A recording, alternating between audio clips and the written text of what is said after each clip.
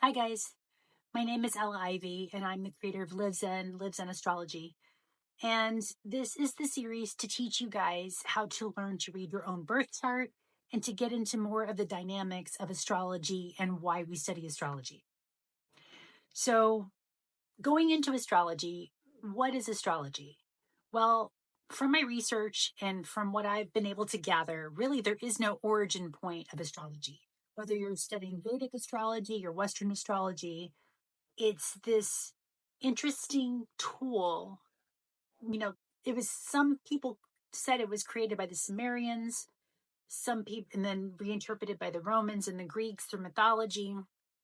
But really, at the base core of it, the whole mythology, the whole construct, the blueprint of astrology is really unknown. So, going into astrology, I'm going to show you a birth chart here and what this looks like. So, if you imagine like a circumference, right? You have a giant circle that's 360 degrees, right? It is broken into 12 aspects, like a time clock, right? There's 12 hours in a day. And so if you think about, and you can see it behind me, and I've been using this behind me on my wall, you can see how it's divinated or divided into 12. Starting with Aries as the first sign, going into Taurus, Gemini, Cancer, all the way to Pisces, which is the last sign, and then starting again in Aries. It follows a time clock. It's just like you're looking at a clock on a wall, where Aries, say, would be 1 o'clock, Taurus, 2 o'clock, which would be the second house, Gemini, 3 o'clock, which would be the third house, Cancer, 4 o'clock, fourth house, and so forth, all the way to the 12th house, which would be Pisces. So, in each of these signs, in the houses, they have characteristics. And so in this series, we're going to be going over the characteristics of all the signs, all the planets that rule the signs, meaning that, what's the best way to describe it? The planet is the energy, right? So we talked about the sun before, if you looked at some of my previous videos. And again, please save and like this, because this is going to be more and more. If you're really into astrology and you want to learn astrology, I'm going to do my best to keep this very simplified and really teach you guys the very basic fundamentals, the verbs that are attached to these concepts, so that you can start putting the pieces of the puzzle together on your own, right? That's the whole intention of this, is self-study, to know thyself, to know more about your relationships, partnerships, friendships. I mean, astrology can help you with all of it. But let's get back to the science. So, going back to Aries, Aries has its set of characteristics and it's ruled by Mars. So I liken it to like Mars is the vibration, which is action, right? If you just take the planet Mars, it's just action, how we act, what we do. It's the doing. It's considered the masculine, which is not gender related, but it's more so frequency related. So Aries is what Mars rules, if you will, or it's the sign of how Mars likes to show up. So Aries would be action oriented. So with Mars being the ruling planet, it's the frequency. Aries would be the color, right? And so again, I'm going to talk about this more and more and more. These are just concepts. If you're just new to astrology and just getting started with it, just take a breath, because there is a lot to it. But man, if you can get this, if you can understand what these words mean, how it works in a wheel, how it works as a time clock, as a mythology, as a storyline that helps you describe you and why you, like Mars, Aries, action, why you do what you do, right? The moon, Cancer, why you feel the way you feel. And just keep in mind, guys, that you have all these signs in your birth chart someplace. So even though you have your sun in a particular sign, which is what a lot of astrologers, whenever you read an astrology report, or somebody asks, like, what's your sun? What's your sun sign? Or what's your sign? They're talking about the sun.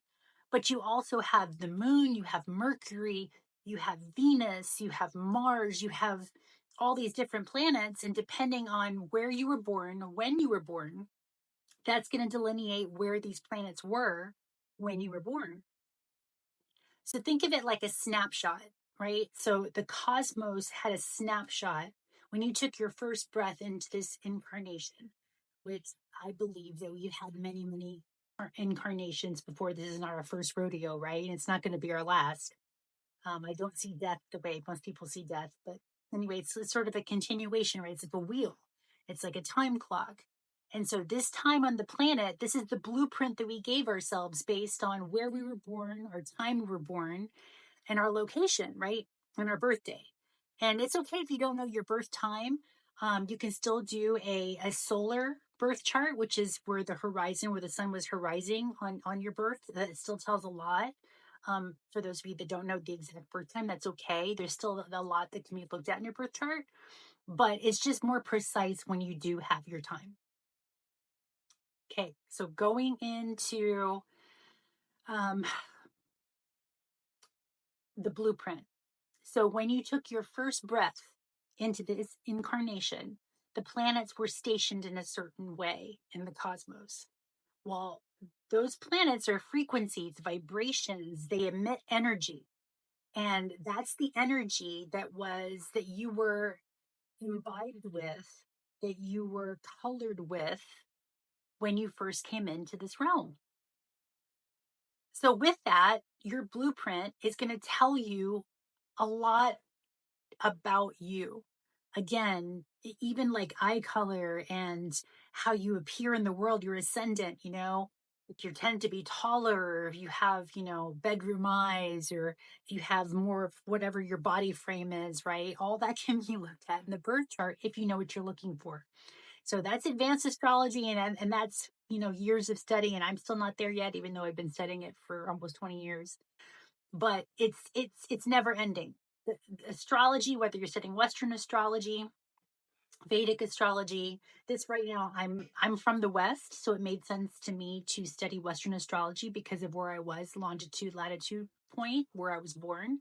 It just made sense to me to study Western astrology. But again, whatever you're drawn to, that's something your soul will tell you what it wants to know more about, right? So anyway, this is what the chart looks like. This is the wheel of the chart.